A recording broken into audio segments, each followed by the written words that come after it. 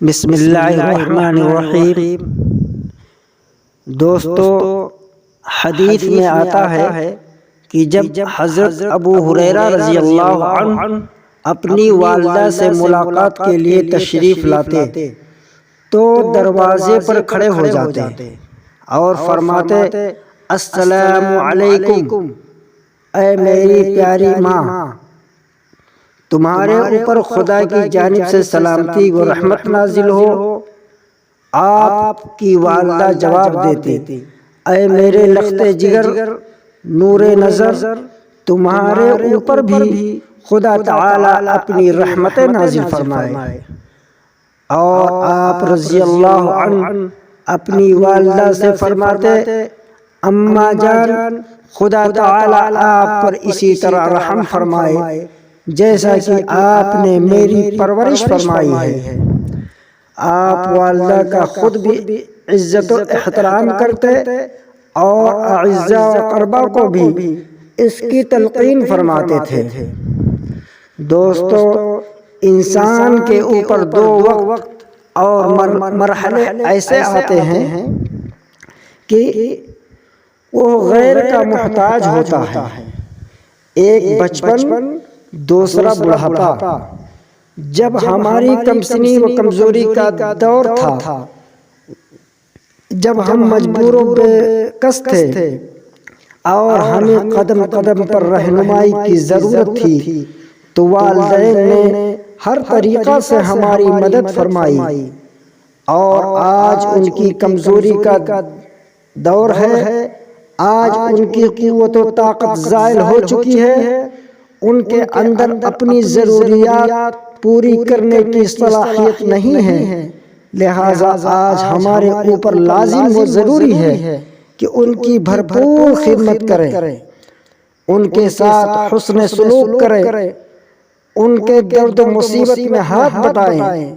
اسلام کی روح سے روز روشن کی طرح یہ بات نکھر کر سامنے آتی ہے کہ والدین کے حقوق کی ادائیگی بہت ضروری ہے، خاص طور پر بڑھاپے میں، کیونکہ جب ان کی بے کسی کا دور ہوتا ہے اور ہماری طرف سے اس وقت بے رخی ہوگی تو ان کا قلب زخم سے لبریز ہو جائے گا اور ان کی آہیں ہمیں برباد کر ڈالیں گی۔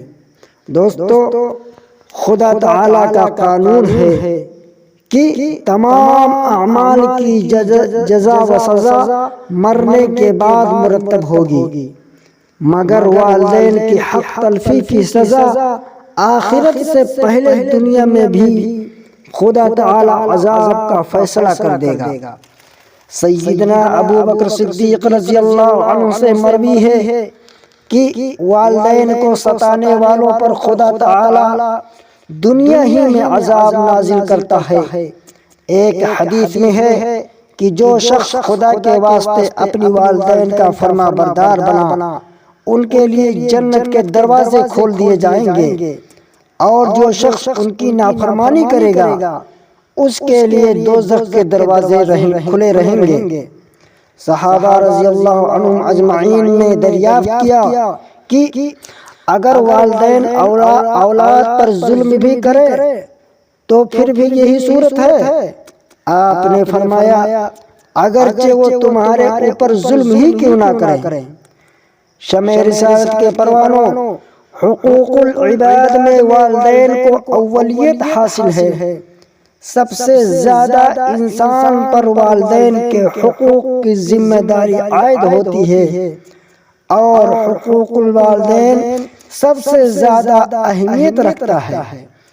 ترک حقوق کے بارے میں حضور صلی اللہ علیہ وسلم نے سخت وعیدیں ارشاد فرمائی ہیں۔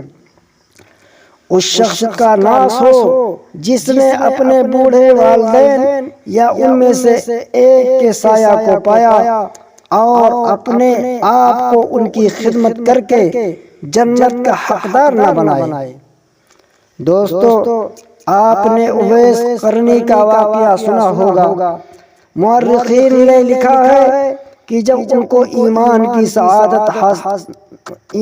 سعادت حاصل ہوئی تو بارگاہ رسالت میں حاضری کی خواہش کی ظاہر کی، مگر ماں کے شدت ذوق کی وجہ سے اس سعادت سے محروم رہے۔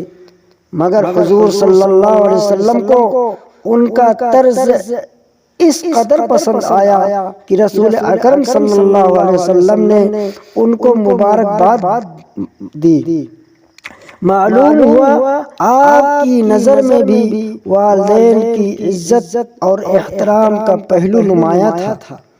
دوستو، آج کے لیے بس اتنا ہی۔ اللہ تعالیٰ سے دعا ہے کہ اللہ تعالیٰ ہم سب مسلمان بھائی کو والدین کی خدمت کرنے کی توفیق نصیب فرمائے، آمین۔